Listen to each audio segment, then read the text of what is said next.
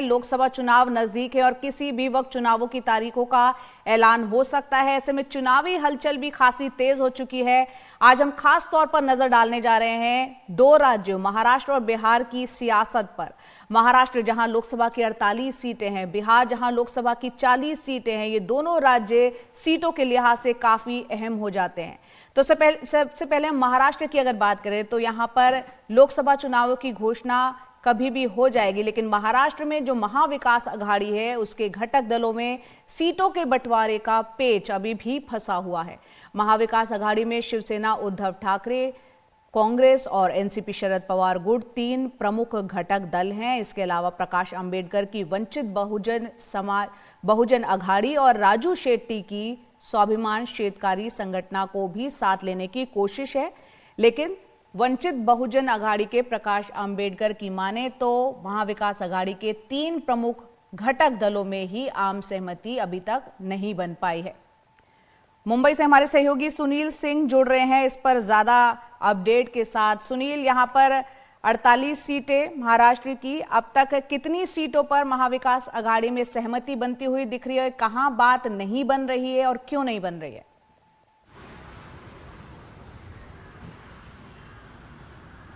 और देखिए, वैसे तो एक तय फार्मूला बताया जा रहा है महाविकास आघाड़ी में कि जो शिवसेना उद्धव बाला साहब ठाकरे की पार्टी है वो लगभग 22 से 23 सीटें पे अड़ी हुई है।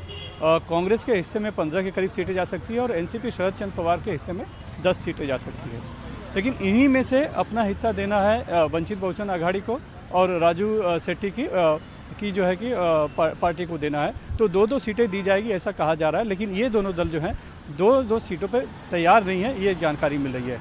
ऊपर से जो वंचित बहुजन अघाड़ी के जो प्रकाश अंबेडकर हैं वो बार बार आने की बात तो करते हैं एमवीए की अघाड़ी में, लेकिन वो कुछ ऐसे बयान देते हैं जिससे कि कहीं न कहीं खटास पैदा हो जाती है और मामला आगे नहीं बढ़ पाता है। और वो अपना पत्ता अभी तक खोल नहीं रहे हैं कि उन्हें कितनी सीटें चाहिए और कौन कौन सी सीटें चाहिए।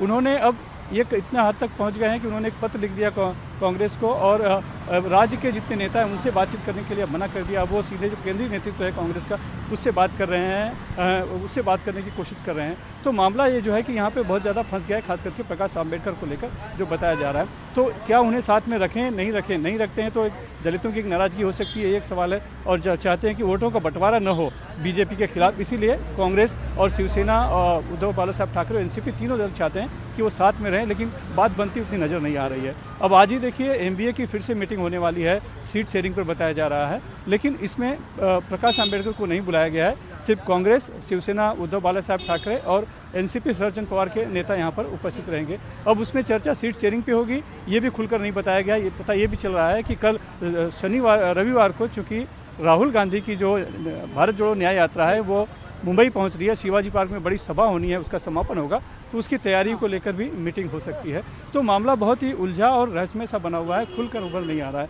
और चूंकि कांग्रेस के सभी नेता हैं वो व्यस्त हैं राहुल गांधी की भारत जोड़ो न्याय यात्रा में, तो बातचीत उतनी आगे नहीं बढ़ पा रही है। सुनने में ये आ रहा है कि 17 मार्च को ही हो सकता है कि सभा में ही घोषणा कर दी जाए इस बंटवारों की, या फिर उसके बाद उसके दूसरे दिन इसकी घोषणा हो पाए। लेकिन फिलहाल मामला फंसा हुआ है और मामला सिर्फ कितनी सीटें किसे मिलेगी उसे लेकर नहीं फंसा हुआ है, कुछ सीटें भी हैं जिसको लेकर फंसा हुआ है। खास करके मुंबई की बात करें तो उत्तर पश्चिम मुंबई की जो सीट है जो शिवसेना के कोटे से आती है, जिसमें कि गजानन कीर्तिकर सांसद हैं, लेकिन वो एकनाथ शिंदे के साथ चले गए हैं। लेकिन उद्धव ठाकरे ने गजानन यहाँ पर अब ये देखना होगा क्योंकि 17 मार्च राहुल गांधी की भारत जोड़ो न्याय यात्रा का मुंबई में समापन है, उससे पहले ये पेच जिन सीटों को लेकर फंसा हुआ है महाविकास अघाड़ी में कोई फॉर्मूला तय हो पाता है नहीं।